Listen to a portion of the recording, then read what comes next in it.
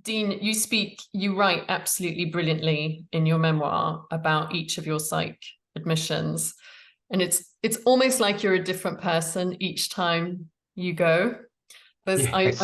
I remember vividly I read it several months ago, but I do remember vividly the sort of initial, oh, I don't need to be here. I'm better than all these people. What am I doing? In the loony bin kind of attitude, to just being a completely different person at the end, where what came across was your gratitude for having met every single person, patient or clinician, in the ward, and sort of realizing your place in the world.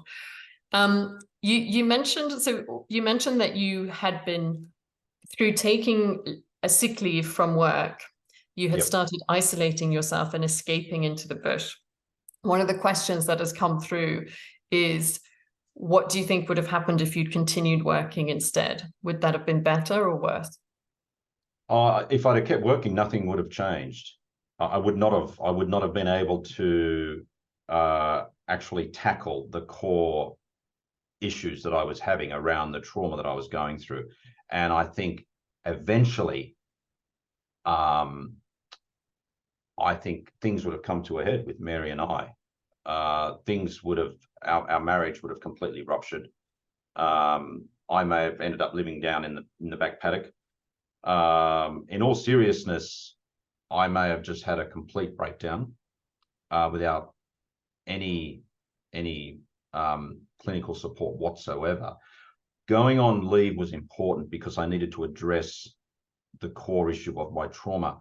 The problem was I went on leave without the clinical supports around me. And that was partly because I live in a state without much clinical support. But the other problem and the critical issue here is I went on leave without any employer support. Okay, I had virtually zero support from my employer when I went on leave. I was basically left without any. My employer, Reuters, virtually left me for dead. And sounds like you felt out of sight, out of mind. Completely. I was basically treated like damaged goods. And I think this is one of the lessons from my book that all media organizations can learn from, is that when you have a journalist who goes on sick leave for whatever reason, you have to look after them. And I basically was left for dead. And not only was that not good for my treatment and for my recovery, it made me feel worthless. And that actually contributed to my spiral downward, because when you have given your whole life to an organization and you've risked your life for an organization, when you feel worthless, it contributes to your sense of worthlessness. And that played into my suicidality. Yeah. And Mary watched this helpless in a way. And I even had my closest friend who worked at Reuters try to reach out to the organization, to the senior leaders of the organization, to try to get them to intervene, and they did not. So the fact that I had gone on leave was a good thing to begin with, because I had to stop work, I had to do something, but I was not taken care of, and that was wrong. An awful lot of journalists see their work as their primary purpose in life. And I can imagine that stopping work was not only, losing your structure, but losing your purpose.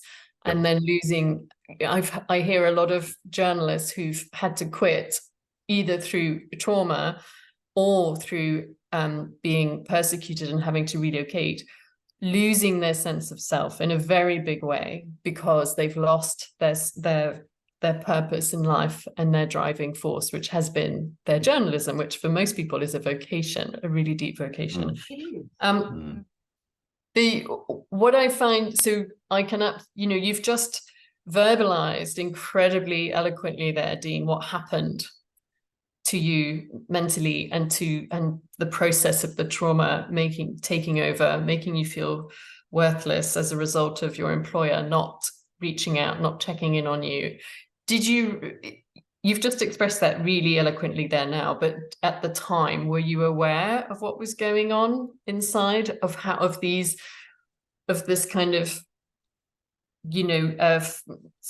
series of events that were making you more ill? I knew my identity was at stake, Clothilde. I knew that my identity as a journalist was at stake because I knew deep down that I could not do this journalism anymore. I knew when I went on sick leave that I would never be a Reuters journalist anymore. And I'm getting goosebumps thinking about it now, actually. Dean, our house was, Dean was in a dark room most of the day, in bed. He'd occasionally get up for a little while. Throw into the mix 3 young, very boisterous children, very close in age, who were always told, you know, and a dog that barked, you know, shh, Daddy's sleeping.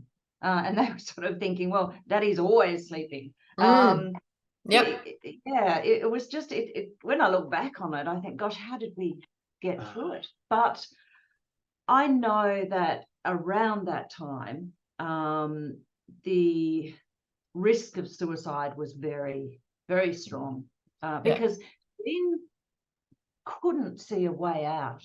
And also he felt, because he had this feeling of damaged goods, he started to feel, I'm no good for my family, and my family's no good for me.